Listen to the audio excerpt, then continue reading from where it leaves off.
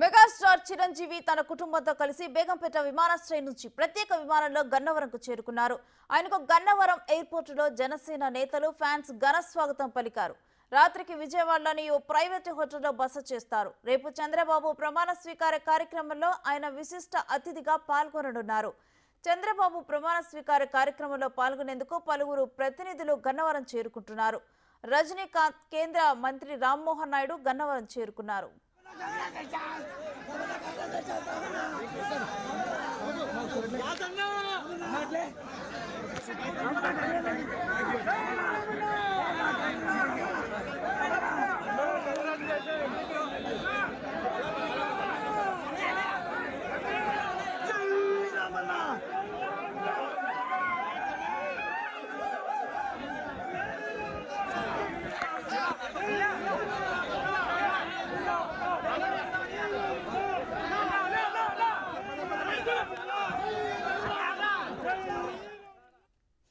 ఇక ఇదే అంశానికి సంబంధించి మరిన్ని డీటెయిల్స్ మా ప్రతినిధి రానా ఫోన్ లైన్ ద్వారా అందిస్తారు. రానా, చంద్రబాబు నాయుడు సీఎంగా ప్రమాణ స్వీకారం చేసేందుకు సెలబ్రిటీస్ చేరుకుంటున్నట్లు తెలుస్తోంది. కంప్లీట్ డీటెయిల్స్ ఏంటి? సాయంత్రం నుంచి కూడా సెలబ్రిటీలు కానీ రాజకీయ నాయకులు, కేంద్ర మంత్రులు అందరూ కూడా ఇప్పటికే గన్నవరం ఎయిర్పోర్ట్ చేరుకున్నారు. వాళ్ళందరూ కూడా నోవోటెల్ హోటల్ కి మరి కాసేపట్లో చేరుకుంటున్నారు. ప్రస్తుతం మా హోంమంత్రి అమిత్ షాను, అలాగే జేపీ నడ్డా వీళ్ళందరూ కూడా రావడం జరిగింది.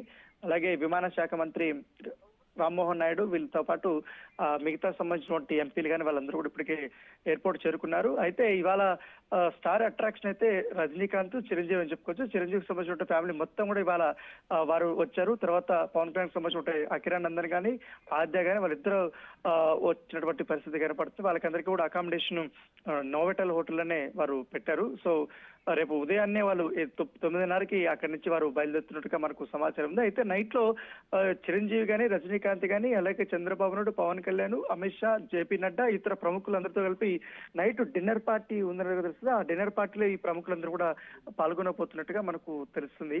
సో ఇంకా రావాల్సిన వారు చాలా మంది ఉన్నారు. రేపు ఉదయాన్నే ప్రధానమంత్రి నరేంద్ర మోడీ వస్తారు. అలాగే రేపు 9 గంటలకి నుంచి రామ్ చరణ్ తేజ్ కూడా గన్నవరం ఎయిర్పోర్ట్ కి చేరుకుంటారు.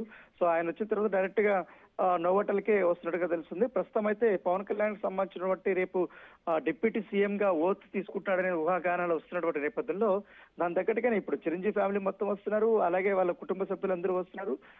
ఇవన్నీ చూసుకుంటే ఊహాగానాలకి బలంనిచ్చే అవకాశాలు ఎక్కువగా కనపడుతున్నటువంటి పరిస్థితుల్లో దాని దగ్గరగా ఇప్పటికే చిరంజీవి కూడా ఇప్పుడు అమిత్ షాతో ప్రత్యేకంగా కూడా భేటీ అయ్యే అవకాశం ఉన్నట్టుగా మనకు సమాచారం ఉంటుంది.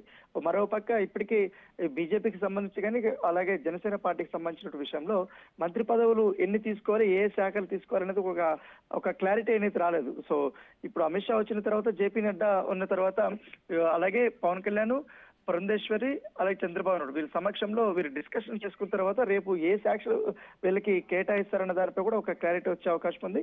ఇప్పటికే ఇటు బీజేపీ కూడా 2 మంత్రి పదవులు కూడా ఆశిస్తున్నటువంటి నేపథ్యంలో, జనసేన పార్టీ 4 మంత్రి పదవులు ఆశిస్తున్న నేపథ్యంలో ఇప్పుడు ఉన్నటువంటి పరిస్థితుల్లో 6 మంత్రి పదవులు కూటమి సభ్యులకి ఇస్తారా లేదనేది కూడా ఒక చర్చ జరుగుతుంది. సో ఇప్పుడు కాసేపట్లో ఈ లంచ్ డిన్నర్ సంబంధించినటువంటి మీటింగ్ అయిపోయిన తర్వాత, ఈ ఏకాంత చర్చలు ముగిసిన తర్వాత మాత్రమే క్లారిటీ వస్తుంది. సో రేపు ఎవరెవరు ఓటు తీసుకోవాలన్న దానిపై కూడా ఇప్పటికే టీడీపీకి సంబంధించినటువంటి కొంతమంది ఎమ్మెల్యేలకు కూడా ఫోన్లు వెళ్ళి రేపు ప్రమాణ స్వీకారంకి రెడీగా ఉండమనేసి కూడా వారు చెప్పడం జరిగింది. సో వాళ్ళు కూడా హుటాహుటిన కొంతమంది వస్తున్న నేపథ్యం అయితే కనపడింది. సరే, కొత్త వాళ్ళకి కూడా అధిక శాతం మంత్రి పదవులు వచ్చే అవకాశం ఉన్నట్టుగా మనకు సమాచారం ఉంది. అలాగే జనసేన పార్టీకి కూడా పోలవరం ఎమ్మెల్యే అభ్యర్థిత్వం ఆల్మోస్ట్ ఖరారైనట్టుగా మనకు సమాచారం అవుతుంది.